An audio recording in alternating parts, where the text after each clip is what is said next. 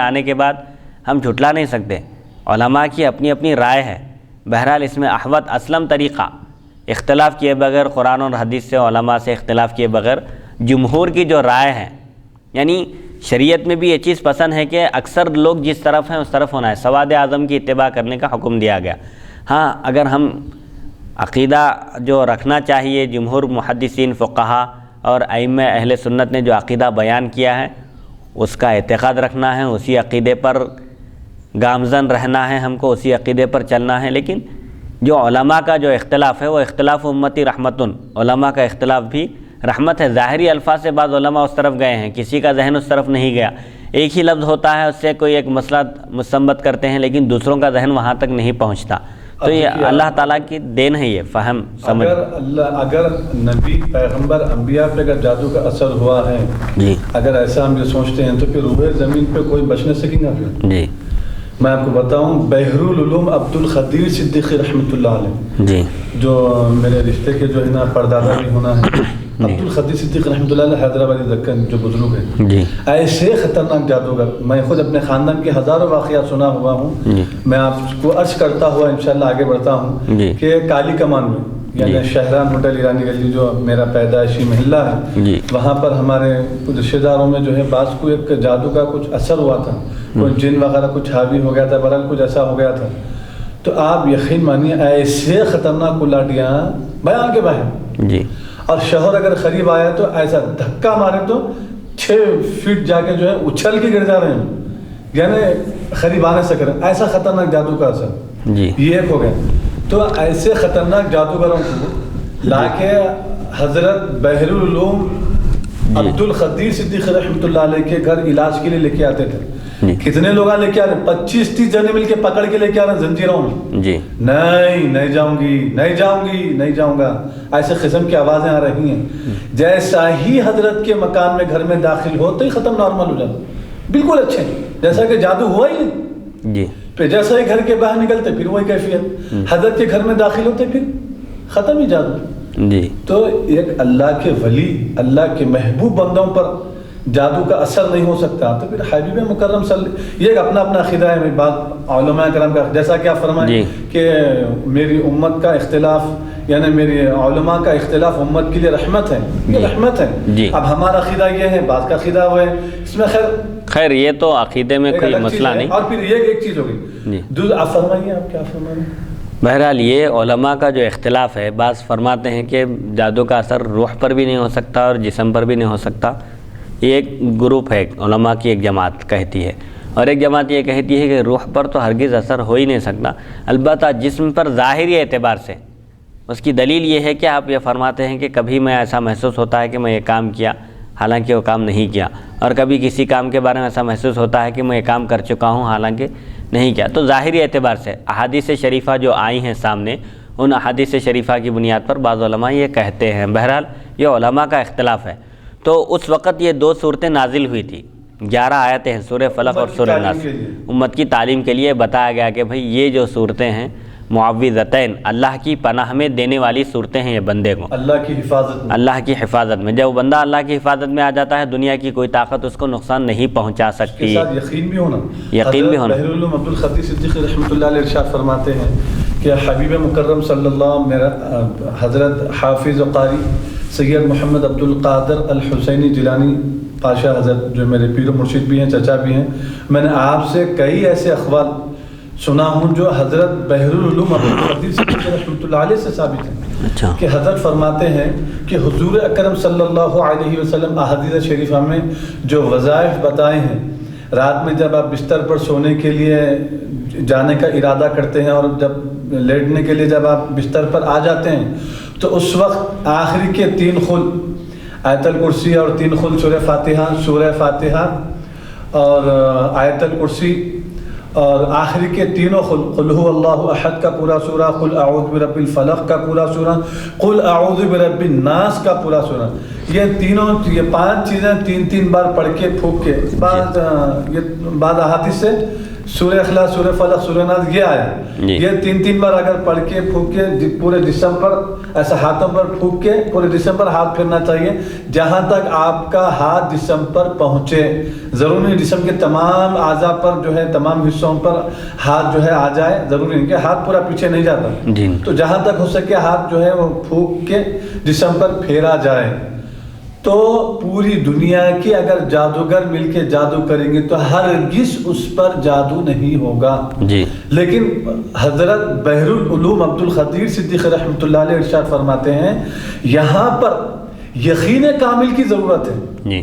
اگر اس کو یہ ذہن میں یہ آیا کہ بھائی جادو ہوتا ہے کہ کیا ہے کہ اب یہ یقین کمزور ہو گیا، اب اس کی سزا یہ ہے کہ اس کے اوپر جادو کا اثر ہوتا ہے.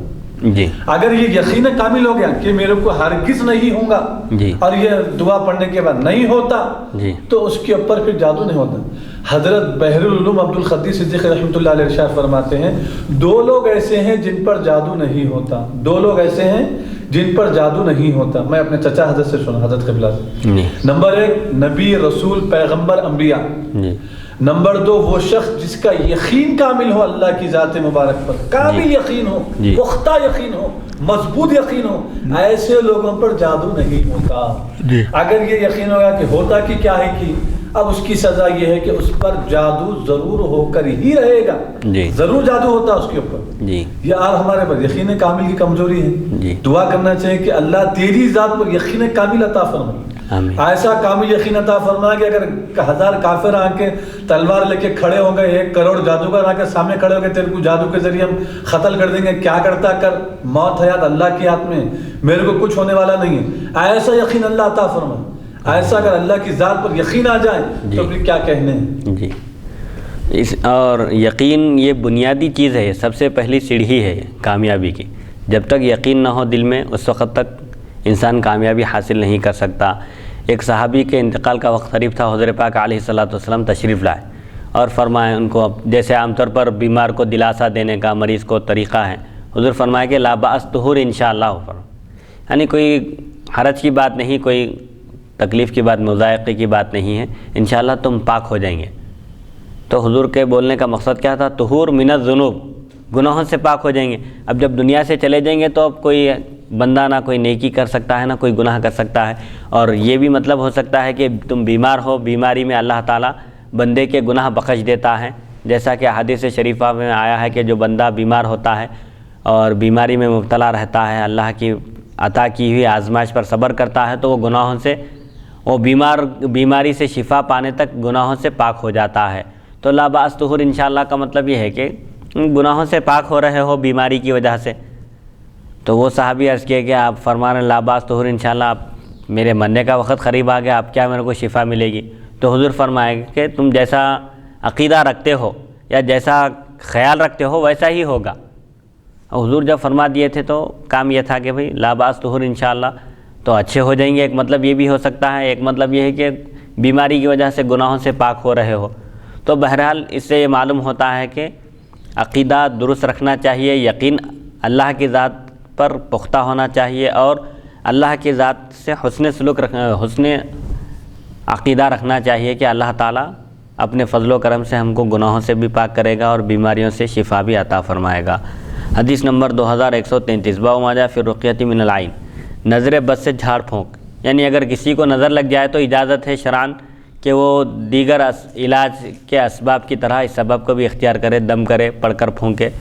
حدثنا ابن ابی عمر حدثنا سفیان عن عمرو بن دینار عن عروۃ وهو ابن عامر عن عبید بن رفاعۃ الزرقی ان اسماء بنت عمیس قالت یا رسول اللہ ان ولد جعفر تسرع الیہم العین افاسترقی لهم قال نعم فانه لو كان شيء سابق القدر لسبقته العين. وفي الباب عن عمران بن حسين وبريدة هذا حديث حسن صحيح.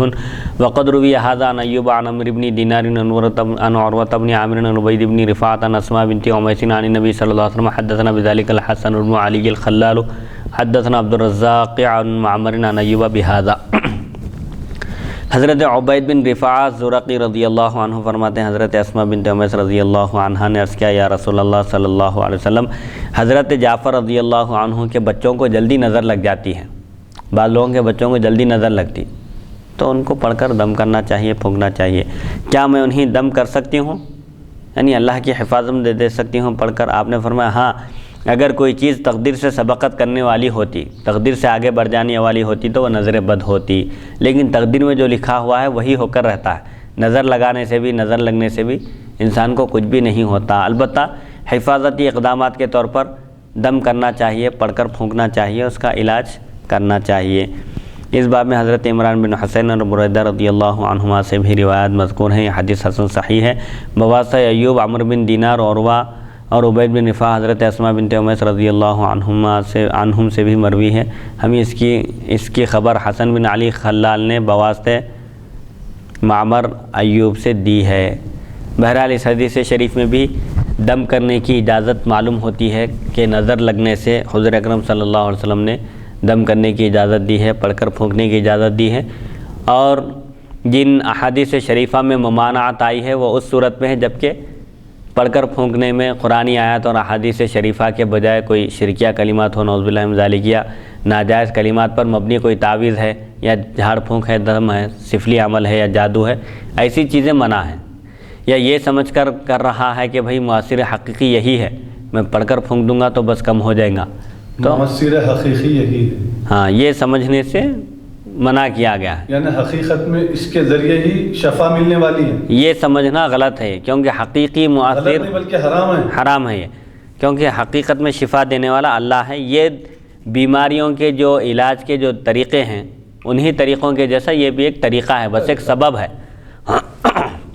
حدیث نمبر 2134، حدثنا محمود بن غیلان حدثنا عبد الرزاق ويعلى عن سفیان عن منصور عن المنهال بن عمرو عن سعید بن جبیر عن ابن عباس قال كان رسول الله صلی اللہ علیہ وسلم يعوذ الحسن والحسین يقول اعوذكما بكلمات الله التامات من كل شیطان وهامة ومن كل عین لامة ويقول هكذا كان ابراہیم يعوذ اسحاق واسماعیل۔